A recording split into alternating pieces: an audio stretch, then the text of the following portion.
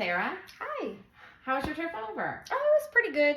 It was a little tricky to find the building at first, and the traffic was a little intense, but I managed to find my way after I saw the sign around the corner. Yeah, it's a little off the beaten path. Yes, The office, but it is. It's a nice little private area. It is really nice. Before we sit down, would you like a drink or anything to? No, I think I'm all right. All right. Can we have a seat? Okay, sure. Thank you. Okay. Oh, so before we get started, have you been to counseling before? Yes. Okay. I have gone to counseling Okay, before. so you may know about this, and we can touch base on that experience a little bit later. But first, I want to talk to you about some of the guidelines that I have to follow in counseling, some of the rules that I have to follow. So I wanted to let you know that what you say here stays here. There will be some exceptions in case where you would divulge some information about child abuse. I could not keep that private. Also, if you speak of suicide or homicide, I cannot keep that private. Also, I would need written permission from you, like if I were to comply with a court order that would say, oh, okay, we need Sarah's information, and then for that I would need you to sign something. Also, if I would need written permission from you your primary care physician. Sometimes they like to have this information so we can work together to help you and make a plan. So other than that, those things, what you say here stays here. Do you have any questions about that? No, I don't think I have any questions about that.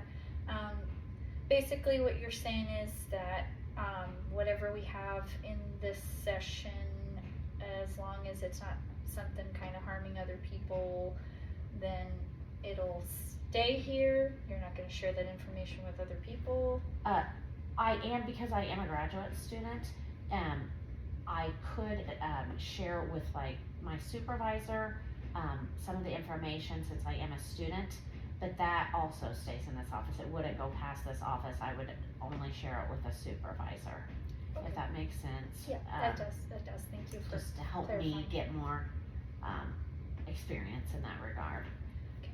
So, and also you mentioned harming someone else, or I wanted to reiterate, or harming yourself.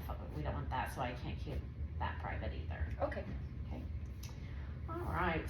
So, what brings you in today? Well, I guess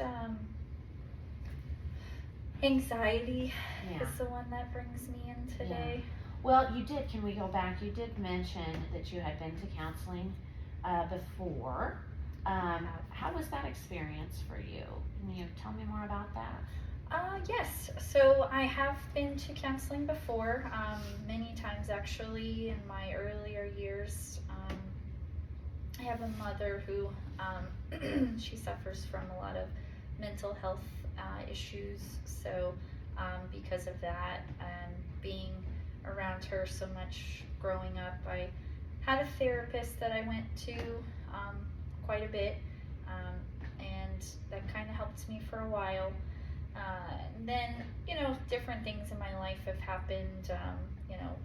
I've had, friends pass away, or, various things, anxiety in my life and traumatic experiences that have brought me to seek some extra help.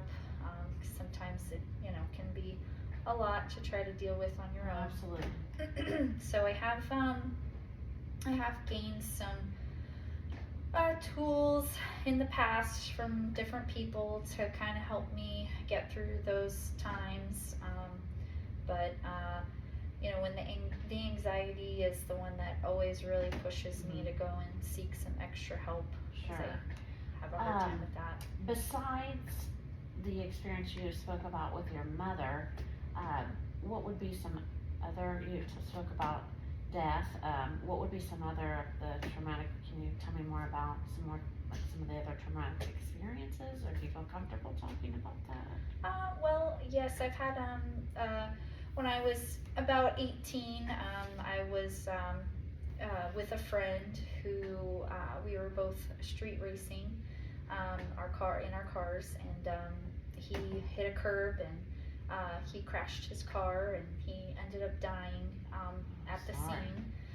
It was definitely a traumatic Yes. experience for me, and that was another time that I went and I suck out some counseling so that way I could, work through it, especially because I was really young and I didn't really know what I was doing, or how to get through that grief. I guess that was probably one of the biggest times in my life where I had the loss of somebody close to me, Mm-hmm. and in such a traumatic way.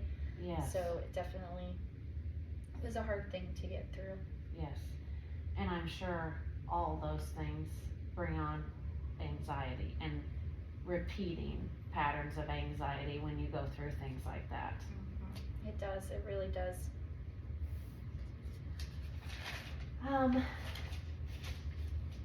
So you said that anxiety is what you're here for today and what brings you in the most, which I can completely understand. It's not an uncommon problem, I feel like, for most of the population. So when you have these feelings of anxiety, tell me what that looks like. Tell me how you're processing. Tell me what those feelings feel like, look like. Just try to describe them in words for me. So, anxiety for me is my chest definitely gets tight. My mind races a lot. Sometimes, it could be little things like if I said the wrong thing to a coworker, then I will kind of go over that scenario again and again and again, like when I'm laying down in bed to go to sleep. And I'll, think about, oh gosh, did I say the right thing? Did I overstep my boundaries? Did I come off in, the wrong way? And then, that'll turn into me just going all night long thinking about that one little tiny moment in the day, and I like hyper focus on it, and then I, then I won't have gotten a good night's sleep. Yes, and so that then I snowballs. focus exactly. Then I'm really tired after that, and then I wake up the next day, and then I debate on if I need to reapproach that conversation with that coworker, or if I should just let it go and not say anything. I know that I like to avoid things after they happen, so I want to avoid that person. Yes. But then I just get into these moments where I just really don't know what to do. And sometimes I have gone and spoken to that person about it after the fact, and they're like, oh, I didn't even notice that you did that. And I, then I sit there and just beat myself over the fact that I hyper focused on that one little tiny thing in my day, and I let it, ruin my sleep for the night. I, let it ruin so many other positive things that happened in my day, all because of this one little tiny thing that happened. That is one thing that happens a lot to me with, and brings upon more anxiety.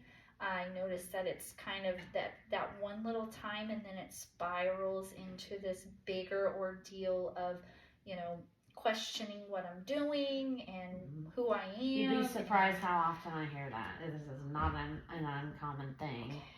So, so what I hear you saying is that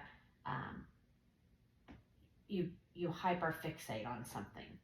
Yes. Yeah. Okay. I do, and I know it's probably because I am so nervous around other people and worried about what they're going to think about me, or how I'm going to handle, the after effects after, if it's something, that they perceive as a negative thing, but then it just spirals into this bigger ordeal for me, and I internalize it all, and I don't say anything to anyone about it, so then it just kind of sits there. Festers. And then it like layers on top of the next layer. Well, hopefully, we can walk you through some of this and get you um, feeling more adequately prepared to deal with these things. These things are not uncommon and prepare you for things like this. So, um, what are some things you would like to see happen in the session today that would Um, make you feel like it was a successful day for you? um, well, I honestly haven't thought about that.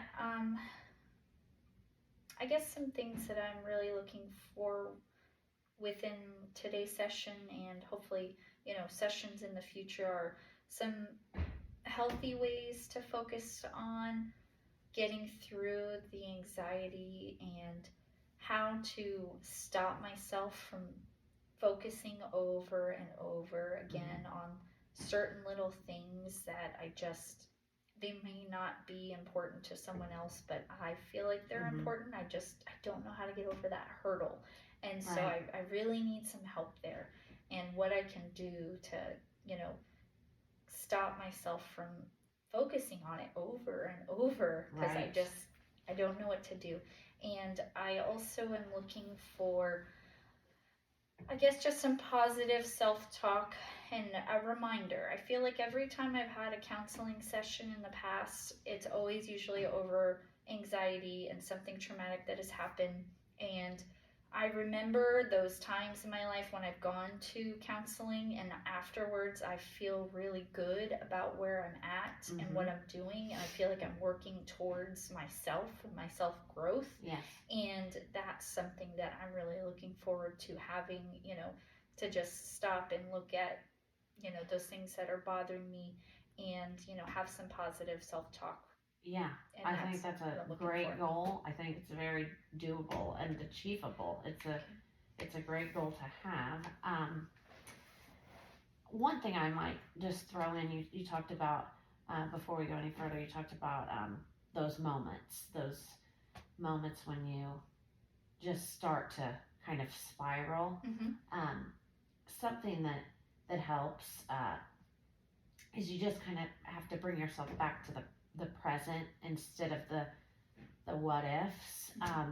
Some helpful ways you might do that is it may sound silly, but um, you focus on your surroundings, your physical surroundings, and basically what you see and what you hear and what you touch. If you're touching, you know, you might touch the chair with both hands, like Mm-hmm. um, and that makes you feel more grounded in your physical environment. Mm-hmm. So it's like, okay, things aren't really spiraling. I'm right here. I'm in a safe, room. There is nothing ultimately, because anxiety is more in the mind. Mm-hmm. So there's nothing, not to downplay it by any means, but there's nothing physically a threat to me in my environment right now. That's what these five, kind of like to focus on your five senses. Like, what do I see? What do I smell? What do I hear? And the grounding's a real thing. Like, okay, I'm sitting here in the chair and I'm comfortable and um, you know, I'm comfortable and, nothing is, like I said, nothing's threatening me really. It's more in my mind right now. And like I said, not to downplay anxiety at all because there's nothing to downplay, but that can be something that can kind of snap you back for a short, second. Okay. Also, deep breaths in through your nose, out through your mouth while you're doing that Mm-hmm. is just something to just get you back to the present. Like, okay, I'm upset, but this is where I'm at physically. If that, Okay. Yeah, that makes sense. That's definitely something that I can make sure that I am aware of and start to think about whenever, like you said, like my mind's racing and focusing on this one thing that I feel like I did that, is just not okay about, and kind of be aware of my surroundings more and kind of get out of my headspace, like you, Yeah. you were Yeah, saying. get, Okay. and it is, it's not always easy, of course, but it does work, if only for a second, to like, calm you Mhm. until we can get to deeper, strategies and things. Okay, I can definitely do something like that. Oh, while I'm thinking about it, something else that I was really hoping to discuss with you today, especially with the time of year, is my holiday anxiety. Oh, I goodness. feel like I feel like there's just a lot of things. My mind is kind of racing on that. Yes. And all of the different worries that I have, and worries is, definitely the focus during these holidays. Well, I don't think anyone is spared from that. There's just so much. Life is so fast, and it's just so much going on, and the holidays come, and it's like you don't get to drop the rest of your life. I mean, most people don't. So it's like that's another very common, and sadly, I feel like it's getting more common. But it's very normal. So can you tell me about some of your holiday triggers or things that trigger you throughout the season? Can you tell me about that? Sure. So I guess some of the main triggers for me, definitely the first one is family events. My husband and I both have kind of moved away from our family, so because of that, I feel like it's turned into, like a very sad, kind of depressing time of the year, because, you see everywhere. You see on the commercials, you see it on, social media, you see it, your friends are talking about, going to a family's house for Christmas, or, doing some fun family activities, going shopping with your siblings, or, even just, having a meal together, doing some fun wrapping together. Like, those are things that I've done in the past with family members, and living away from our family. My husband and I both don't have that during the holidays, and so I feel like that is definitely a big anxiety for me. We do have some people that will invite us over and we'll go to events, but it's just not the same. It's usually like a work event, or a staff Christmas party, or something like that, which is, nice in its own sense, but it's not time with our family. Yes. And I feel like that is really just kind of, it's hard. This time last year was our first time being away from our family for the holidays, and it was just, I know we both were kind of just in just weren't in a good place. There was a lot of, sad, depressing thoughts are focused around it, and it's tough, especially when you have kids, because you're trying to be there and be happy and cheerful for them, but you also know that there's pieces that you're missing, within your own home. So you speak about your husband, and you not being around your family, and can where are y'all from, and how did this move take place and occur? And I'm just wanting to get a little bit of background information. Okay. So we both, I was from the south and he's from the north, and we decided during COVID, during 2020, that we would sell our house, and we did. We sold our house in New England, and we bought a camper, and we lived in our camper for a while, and we traveled around, and it was really fun, and we loved it. I mean, I wish I could still do it, but you have to, stop somewhere and make an income. You can't always just live in your camper. So we decided to come through here, and we ended up buying a house here, and that was in 2021 is when we purchased. So and that year was pretty good for us for the holidays because we went down to Florida to visit my family. That's where they all live. For the most part, that's where they all live in one little area. Actually, some of my husband's family lives right in that same town as well. So we stayed there for Christmas during our first year here. And last year was when we decided that, you can't always go to Florida for Christmas, so we stayed here, and that really just kind of opened up the questions of, are we doing the right thing? Should we stay? Is it just because it's hard because it's the holidays that we don't really have family here? And that's basically it. Yeah. Well, when you first brought it up, I saw a lot of emotion in your eyes about family and missing them. Again, what would a Christmas look like to you, or a holiday event look like to you that was happy? That would definitely be, again, around family.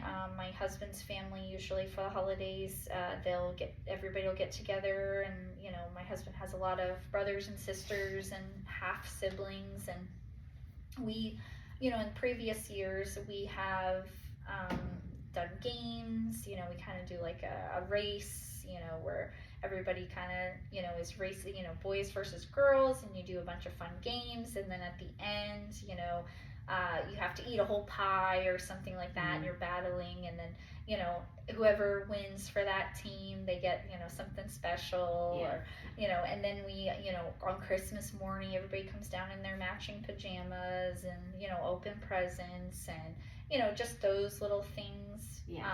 Are definitely, I guess it's just thinking back on previous years that I've had. Now that I'm sitting here thinking about it, it's, I'm missing those moments that I had with my family and my husband's family from previous years, and it was just really hard this past year, and it's going to be hard this year going forward, to not have that anymore, I guess. So it sounds like you have, I can see it in your eyes, it sounds like you have a really positive relationship with your husband's family. You talked about your mother and having some issues there, but it does sound like you have a lot of fun with maybe your husband's side of the family. I do have a lot of fun with them, and I think maybe moving away from them has really brought it forward for me, and those feelings that I had, that I had a good thing. I just moving away now, I guess, makes me appreciate it more. Right. And makes me wish I didn't take it for granted so much in that moment. Well, I think, unfortunately, we're human, and we all take things for granted, and then we look back and we, and especially around the holidays, it's so common. I know myself, I do this, and many clients, you have your grandparents for only so long, and then they're gone, and you think, you look back on that, and you have these past wonderful memories, and then maybe when you were younger, you didn't value that so much, and now you value things. So it's another very common, human emotion. Yes. This around the holidays, things get so busy and fast and stressful, and it's hard to take time for anything. And then when you have this, what you're talking about, not around family, it just kind of compounds that. So we need to focus on, the strategies to help you get through this, obviously. Can you tell me about what you do have planned for some of the things that you do have planned for this holiday season? Yes, for this holiday season, well, like I said, my husband and I both have staff Christmas parties that we'll go to. I always typically feel a little anxious around those because, there's people I'm not going to know. There's lots of people there. Everybody else kind of already knows each other because it's kind of small town living, and we're kind of the people that have just come into the mix, and, that creates some anxiety, and then worrying about making sure my kids are being respectful and kind and doing what they're supposed to be doing. And so we both have Christmas parties for where we work, and then the other thing is Christmas Day we go to some family that I'm not that close with yet, and it almost sometimes feels like we're kind of, foreign to these people that were kind of just coming in on their Christmas that they've had for years, and we're just kind of, I guess we're kind of interrupting their space, and it doesn't feel very welcoming.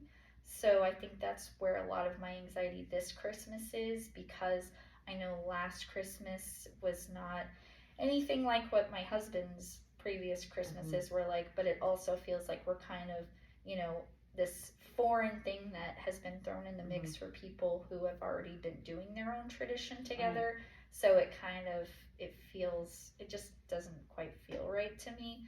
And I think that's definitely one of my big anxieties. And once again, making sure my kids are being kind and respectful and doing what they're supposed to do. And do you, so do I hear you saying that you don't feel welcomed at this event? You don't feel welcome? They are not welcoming? Is that what I hear you saying? I'm not sure. I don't know if it's me that's not feeling welcomed, or if I'm purposely making myself not feel welcomed because I, am not in a place that I want to be, or if, it's the anxiety around, worrying about them feeling like we're interrupting what they have going on. I honestly am not sure. I don't know. Can you tell me about your invite to this event? How did that occur, the invite? It was kind of a casual thing, just, hey, do you guys want to come? This is what we're doing. We can put your kids' names in the mix for our Christmas, gift giving. And so that was kind of how it started last year. And I don't know, I think also the fact that it's not really anything hardcore planned, and I'm used to there being a plan. Yes. That might also be part of the anxiety, because I'm used to there being a plan for things, and this is kind of a sit around and hang out and just, what do you talk about? What conversations do you bring up? All these different emotions and feelings around that. I understand everything you're saying. I'm trying to get a feel for, the family members that you have here. And sometimes we can think, we are intruding. And it is. It's a hard, and sometimes we're not at all. They really do want you there. And I'm sure they do want you there.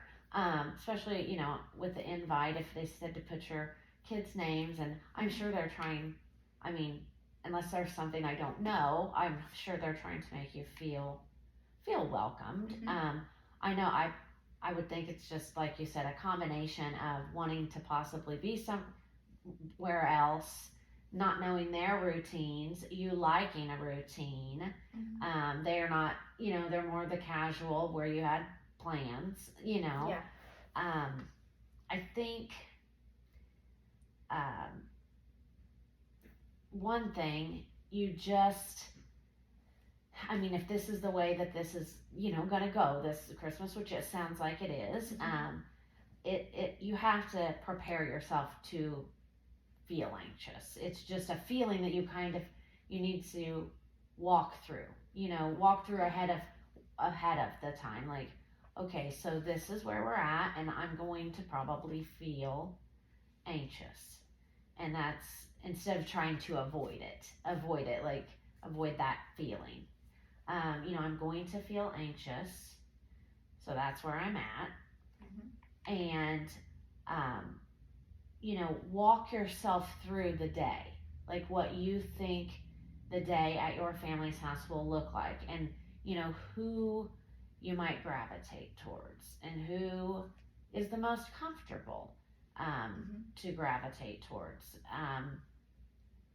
Who do you think that you can click with and have a conversation with more than maybe someone else, but to still be inclusive of everyone, but just someone that maybe is a like a go-to person. A go-to,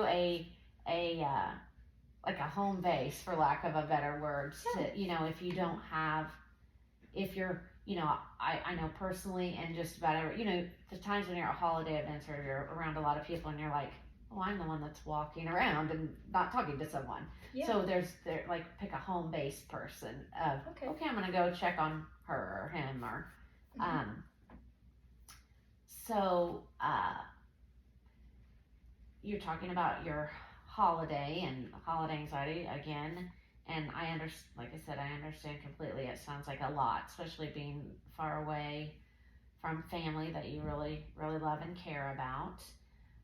Can you tell me about other times you might feel anxiety? Back to the anxiety in general. Can you tell me about other times you might feel anxiety? I feel like some other times, I guess one of the other big focuses for me for anxiety is around my kids. I always am so nervous about them making sure that they stop and take the moment to be kind and to be respectful. I feel like I've said that a lot in this session, actually. But I guess relinquishing control over the fact that my children are who they are, and I'm not always going to be hovering over them, is kind of I guess some anxiety for me. I like to be on top of all of that usually, but I don't know what to do with that. Well, I think control and parenting, I don't know, they go hand in hand, because whether right or wrong, we feel like how they behave is a reflection on us. I said whether right or wrong. Exactly. That was exactly what one of the things that I was feeling that you just put in words for me. Thank you. Oh, you're welcome. And so,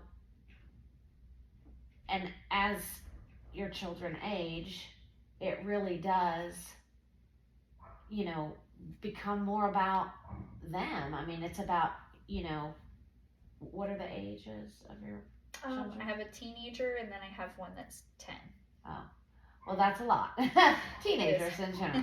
But, by the time they're, you've tried, most of us, tried to instill values in them and the things that and at some point, especially a teenager, it really is, on them, to act in a polite manner, act in an acceptable manner, and it is very hard to deal with when they don't, and it's a hard thing as a parent, but it happens, and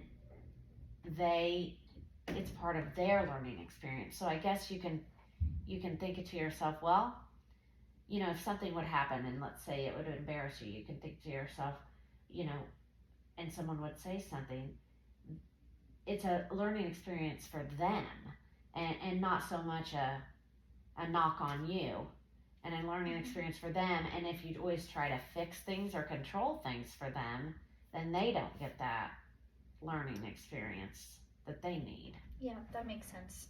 So kind of, in a way, passing the torch, hoping that the things that I've tried to instill in them, reflects back on their actions. Essentially, yeah, it's a hard thing. It is hard. I mean, especially during the holidays, but any scenario, it ends up being kind of difficult. Yeah. Any other times during the holidays, or any we already said the holidays, but any other times you feel anxiety besides around your kids? Trying to think if there's any other triggers or things. I guess around sometimes with my coworkers. Some of my coworkers I work with on a daily basis, and sometimes, like I was talking about earlier, with the hyper focusing on a scenario or something that can happen a bit sometimes, especially with certain coworkers. I just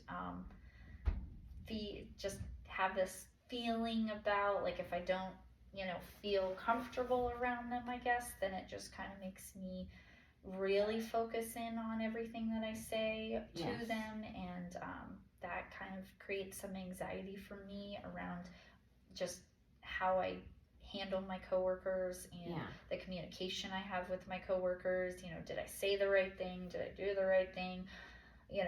I just am sometimes, I guess, I'm too anxious about what they're thinking of me, and then it creates this time where I feel like I'm not, being genuine to myself, because I feel like I'm being put under a microscope or something like that. Does Right. that make sense? It makes sense. It makes perfect sense. I mean, it sounds like you're a very conscientious person, and it sounds like maybe possibly to a fault you care about and care a lot about what people think, and that's completely normal too. I think we all do that, but I feel like, if you are dealing with, unfortunately, especially in a work environment, we're going to have conflict, different personalities, but, you know, I feel as if you continually put your best foot forward and do what is right, like do the next right thing, and, treat people with respect, treat people how you would want to be treated, and whatever comes next, if you have done those things, that's on them. That's on them, the way they, because they're dealing with their own issues, and especially one thing around the holidays, as far as strategies to take with you, um, we have to give each other grace, because we are all, we have to kind of be patient, because everyone's under, unfortunately, it's supposed to be the best time of the year, but we're all under stress, and give each other grace, and then, just hopefully try to say, I've done the right thing, and then, like I said, that might be on them, and they may be going through something that I don't have a clue about. If you get in a conflict with it, and unfortunately, conflicts arise more when everyone's stressed. So,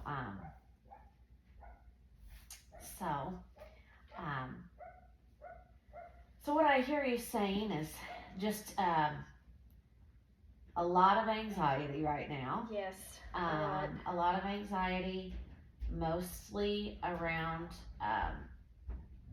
the holidays and events happening, and work and relationships, and everything that life is about.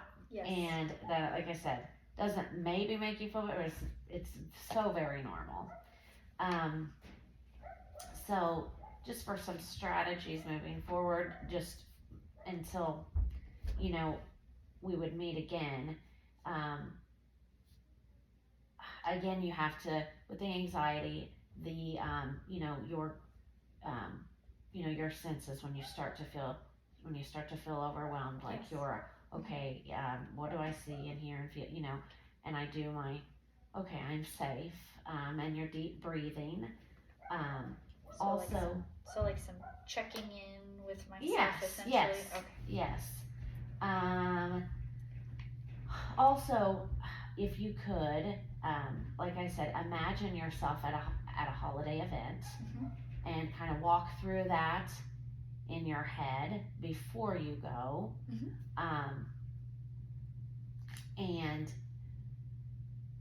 so you set kind of a plan for yourself before you get there.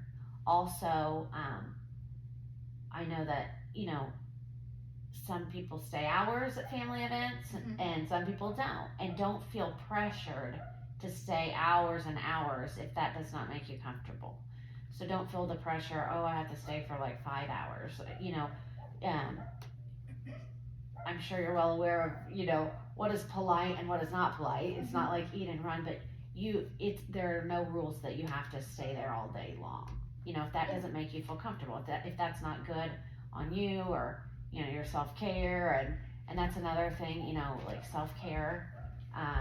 Just again, give yourself some grace and prioritize things during the holiday season. I mean, just like every other time, um, prioritize, what is important and what can really be, let go by the wayside, because there are things that can be let go by the wayside. I don't want to overwhelm you with things. I'm just trying to give you tips. And there's nothing, I mean, for some homework might possibly to be if you are in a situation, any situation, not holiday, anything that produces anxiety, just to jot down your feelings, around that event. Not very long, just a short blurb, and then maybe what you did to try to bring yourself back. Okay. So I could, so if a situation comes up, then write some things down. I feel like if I did that, it would also kind of make me have to do a check-in with myself and try to, work on my breathing and the 5 senses that you mentioned, and just kind of focus on the here and now. Yes. And work on that a little bit. Okay, Yeah. I can do that. Yes. Is there anything else that you'd like to discuss before we come to a close for the day, or does that sound doable for until next time? And I think it sounds pretty good. I definitely feel a little bit better today with our session. Knowing that it's, like when you mentioned that, other people are also going through conflict and similar feelings like that, it definitely makes me, think about that piece as well. And I think I can work through it. So one Yes. step at a time, one day at a time. Thank you. Okay, well, thank you for coming in today. Thank you for having me. All right, see you next time.